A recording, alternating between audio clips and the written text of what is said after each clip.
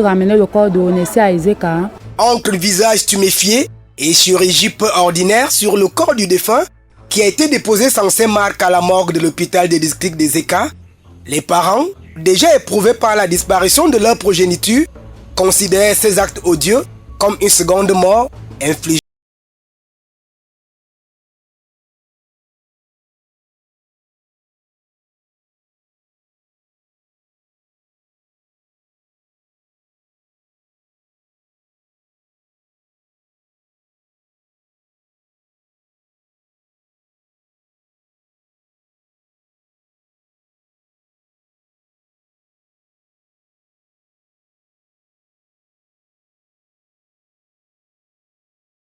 Maladie le 24 juin 2024, le corps est placé à la morgue de l'hôpital de district d'Ezeka.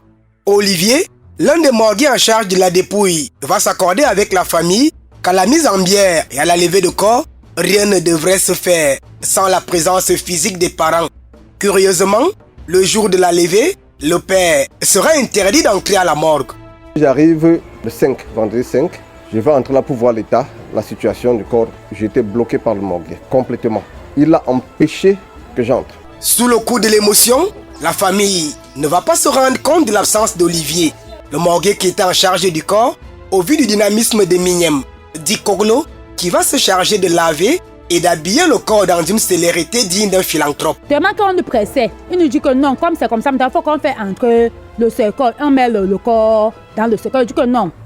En avant, moi, lève souvent le corps comme ça. C'est pas comme ça que ça se passe. À peine qu'on habille le corps, avant l'heure, vous nous demandez de mettre le corps dans le cercueil. Le cercueil qui a été loué pour la circonstance va jouer un rôle déterminant pour la suite des événements.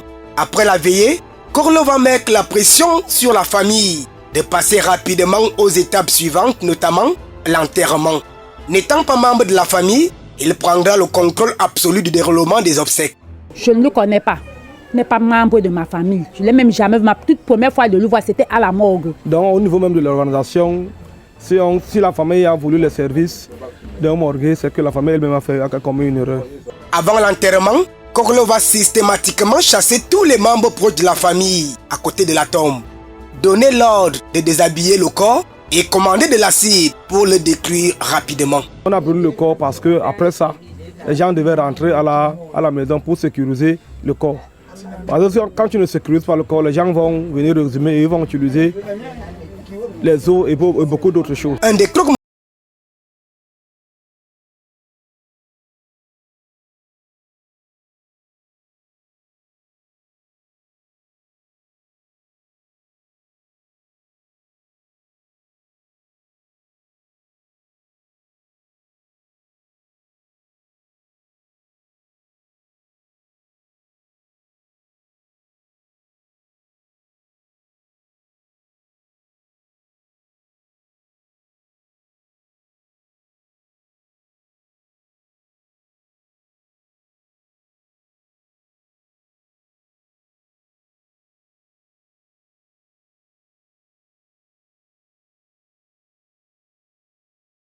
Pas les vidéos, le dimanche. On présente Olivier et Olivier, la première chose, dit que ah non, c'est rien, c'est pas le sang, c'est l'huile. Je dis mais comment? Comment c'est l'huile, Olivier?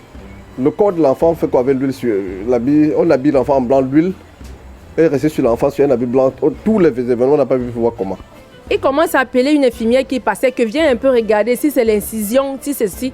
J'ai dit que monsieur Olivier, c'est visible. Il n'y a pas question d'incision. On a opéré l'enfant, c'est ouvert, c'est grandement, donc c'est visible. Koglo, conscient que le subterfuge est démasqué, va prendre la peau d'escampette. Il a pris marathon comme un bébé de 5 ans. Il courait comme un bon voleur. J'ai dû organiser 2h30 pour le retrouver dans le marécage. Il était englouti sous 3 bananiers à l'intérieur du marécage. On serait informé qu'il ne travaille pas officiellement dans cette morgue. C'est un personnel d'appui. Rendu à l'hôpital de district d'Ezeka, la force des accusations va s'opposer au silence complice. Comme j'étais en train de lui mettre la pression pour lui dire que dis ce que tu as fait et à qui tu as vendu les organes. Après, il dit qu'il n'a pas enlevé. Comment on peut dire ça? C'est même pas lui qui a enlevé l'enfant. Koglo, interpellé par les éléments de la gendarmerie d'Ezeka et présenté plus tard au procureur, devra répondre de ses actes. Chose curieuse, Olivier, Le morgue qui a réceptionné le corps est toujours libre de ses mouvements, ce qui inquiète par ailleurs les populations des Eka et des environs, dont la soif de justice n'est plus à démontrer. Une affaire à suivre.